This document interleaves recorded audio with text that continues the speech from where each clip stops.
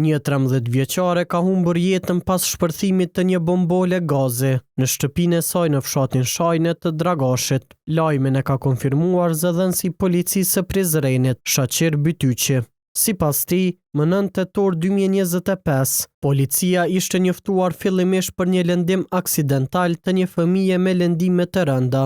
Patrulla nga stacioni policor në Dragash është nisur menjëherë në vendin e ngjarjes, ku ekipi mjekësor ka konstatuar se vajza kishte vdekur. Pas arritjes në vend ngjarje është konstatuar se bëhet fjalë për të miturën EFI, vajzë 13 vjeçare, e cila kishte pësuar lëndime të rënda trupore si pasojë e shpërthimit të një bombole gazi në shtëpinë e saj. Ekipi mjekësor në vend ngjarje ka konstatuar se viktima nuk ka shenja jete. Nuk raportohet për persona të tjerë të lënduar. Policia njofton se është duke hetuar rastin si shkaktim i rrezikut të përgjithshëm. Shënjestër.net